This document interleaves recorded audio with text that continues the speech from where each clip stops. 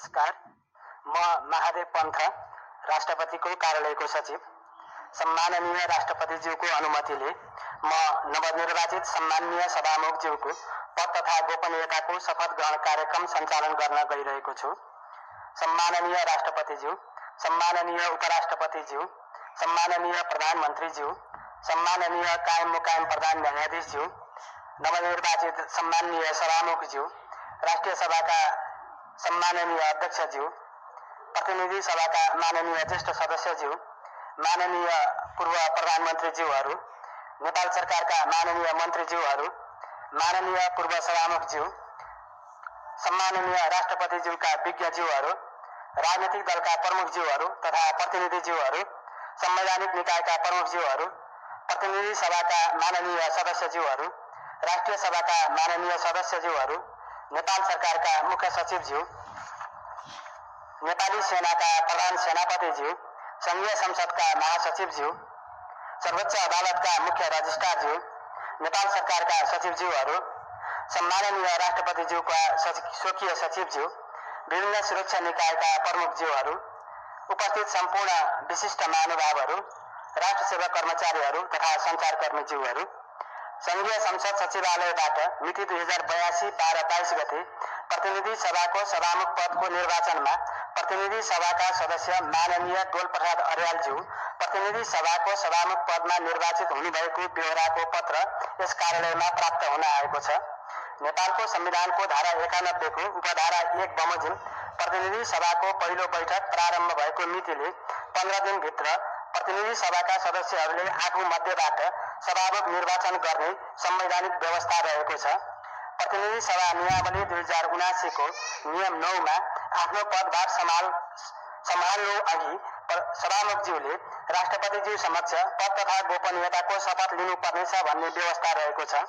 So व्यवस्था बमोजिम आज यस समारोहमा सम्माननीय राष्ट्रपतिज्यू समक्ष प्रतिनिधि सभाका नवनिर्वाचित सम्माननीय सभामुख श्री डोल प्रसाद अर्यालज्यूबाट शपथ लिनुहुने कार्यक्रम रहेको छ। यस समारोहमा राष्ट्रपतिको कार्यालयको आमन्त्रणलाई स्वीकार गरी उपस्थित हुनुभएका सम्पूर्ण विशिष्ट महानुभावहरूमा म हार्दिक स्वागत गर्दछु।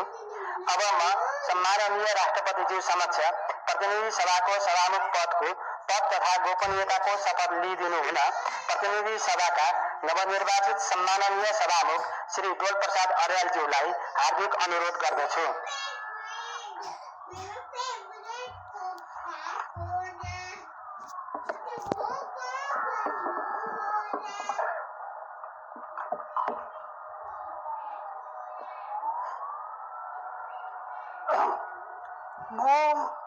म डोल प्रसाद अर्याल मुलुक र जनताप्रति पूर्ण वफादार रही सत्यनिष्ठापूर्वक प्रतिज्ञा गर्छु। ईश्वर देश र जनताको नाममा शपथ लिन्छु कि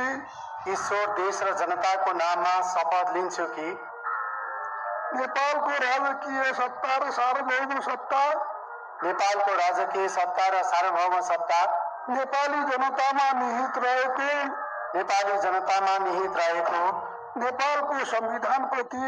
नेपालको संविधानप्रति पूर्ण वफादार रहँदै प्रतिनिधि सभाको सभामुख पदको कामकाज प्रचलित कानूनको अधीनमा रही मुलुक र जनताको सोझो चिताई कसैको डर नमानी पक्षपात नगरी पूर्वाग्रह वा खराब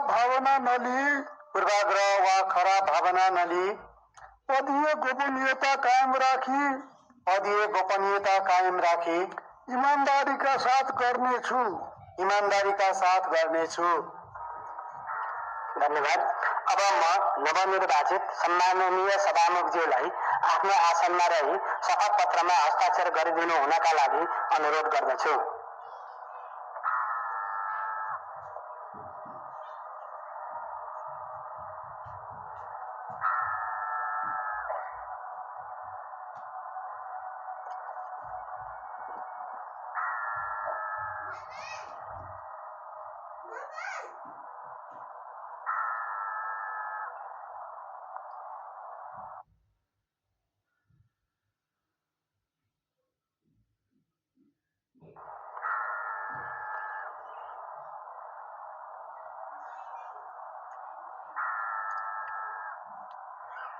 सम्माननीय सभामुखज्यू श्री डोल प्रसाद अर्यालज्यूबाट सभामुख पदको पद तथा गोपनीयताको शपथ लिने कार्य सम्पन्न भएको छ। नवनिर्वाचित सम्माननीय सभामुखज्यूलाई राष्ट्रपतिको कार्यालयको तर्फबाट हार्दिक बधाई तथा शुभकामना व्यक्त गर्दछौँ। अब म सम्माननीय सभामुखज्यूलाई सम्माननीय ज्यूहरू समक्ष बधाई तथा शुभकामना ग्रहण गर्नको लागि हार्दिक अनुरोध गर्दछु।